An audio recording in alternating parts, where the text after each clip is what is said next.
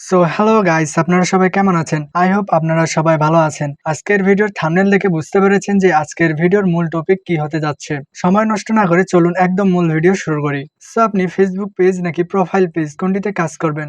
কোনটি নিয়ে কাজ করলে বেশি পরিমাণে ভিউ পাওয়া যায় বা কোনটি নিয়ে কাজ করলে বেশি পরিমাণে টাকা ইনকাম করা যায় সেটি নিয়ে আলোচনা করব এই ভিডিওতে। সো ফার্স্ট অফ অল, আপনি যদি ফেসবুক প্রোফাইল নিয়ে কাজ করেন তাহলে সাময়িক কিছু সুবিধা পাবেন, কিন্তু লং রানের সময় আপনি অনেক সমস্যার মুখোমুখি হবেন।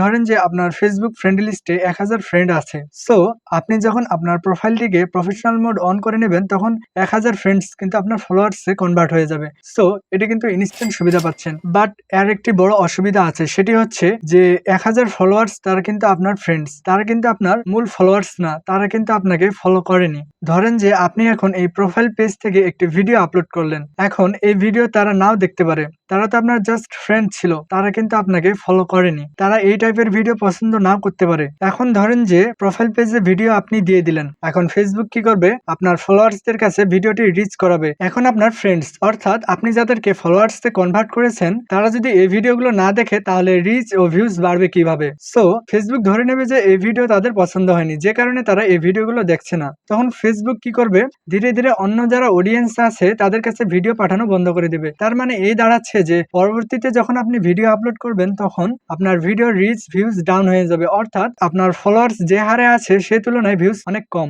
যে কারণে ধীরে ধীরে অন্য যারা অডিয়েন্স আছে তাদের কাছে ভিডিও পাঠানো বন্ধ করে দিবে।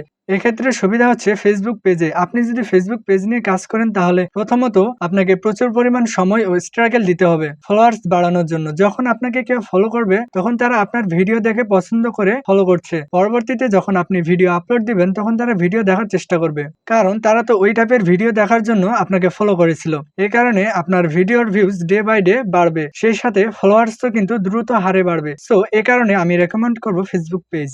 দ্বিতীয়ত, কোনটিতে রিচ বেশি হয়, ফেসবুক পেজে নাকি প্রোফাইল পেজে? নর্মাল ফেসবুক রোবট যা করে তা হচ্ছে ফেসবুক পেজের ভিডিওগুলোকে বেশি মানুষের কাছে রিচ করে। যারা পেজ খুলে ভিডিও আপলোড করে ফেসবুক রোবট ধরে নেয় তারা প্রফেশনালি কাজ করার জন্য এই পেজটি তারা ওপেন করেছে। আর যখন কেউ প্রোফাইল পেজে কাজ করে তখন ফেসবুক রোবট ধরে নেয় যে আপনি শখের বসে ভিডিও আপলোড করছেন, হয়তো সেখান থেকে কিছু টাকা ইনকাম করবেন, আপনার আসলে ওই ধরনের কোনো গোল নেই। এ কারণে ফেসবুক রোবট প্রোফাইল পেজের রিচ কিছুটা ডাউন করে ফেলে।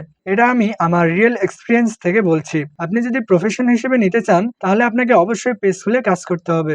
তৃতীয়ত, ফেসবুক প্রোফাইল বা ফেসবুক আইডি খোলা হয় ফোন নম্বর বা মেল আইডি দিয়ে। আর যখন আমরা পেজ খুলি তখন ওই প্রোফাইলের আন্ডারে কতগুলো পেজ ক্রিয়েট করতে পারি। এখন বলতে পারেন যে এটিতে আবার সুবিধা কি? অবশ্যই সুবিধা আছে, নইলে লোকজন পেজ খুলতো না, সবাই প্রোফাইল পেজে কাজ করত। দেখেন যে বাংলাদেশের ভালো মানুষ খুব কমই আছে। আপনি যে প্রোফাইলে ভিডিও আপলোড করবেন অবশ্যই আপনি কোনো না কোনো একদিন অন্যের ভিডিও কপি করার চেষ্টা করবেন। এখন ধরেন যে আপনি কারো একটি ভিডিও কপি করলেন, এখন এই কপি ভিডিও পেস্ট করার জন্য আপনার ডে বাই ডে প্রোফাইলটি আর্নিং এ চলে গেল।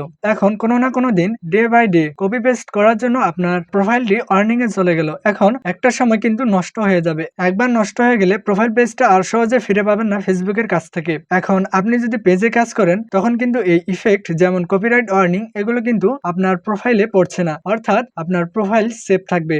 এখন ফেসবুক পেজে কিন্তু আরেকটি সুবিধা আছে, সেটি হচ্ছে আপনি চাইলে অ্যাডমিন মডারেটর অন্য আইডিকে দিতে পারেন। কারণ কোনো কারণে যদি আপনার ফেসবুক প্রোফাইলটি ফেসবুকের পক্ষ থেকে ব্লক হয়ে যায় তখন কিন্তু ওই প্রোফাইলটি দিয়ে লগ ইন করতে পারবেন না, তখন আপনাকে অ্যাডমিন আইডি দিয়ে লগ ইন করতে হবে এবং অ্যাডমিন আইডি দিয়ে ওই পেজটিকে কন্ট্রোল করতে হবে, অর্থাৎ অন্য আইডি দিয়ে ওই পেজের অ্যাক্সেস পেয়ে যাবেন। এই সুবিধা কিন্তু ফেসবুক প্রোফাইল পেজে পাবেন না। ওখানে ভিডিও আপলোড বলেন, ম্যানেজার বলেন, সবকিছু অ্যাসিস্ট করতে পারবেন। সেই সাথে আপনি ফেসবুক পেজে ভিডিও আপলোড বলেন, ম্যানেজ বলেন, সবকিছু পেয়ে যাবেন মেটা বিজনেস সুইচ এটিতে। আর এই মেটা বিজনেস সুইচ এটি কিন্তু প্রোফাইল পেজটিকে সাপোর্ট করে না, কারণ এটি বানানো হয়েছে ফেসবুক পেজের জন্য।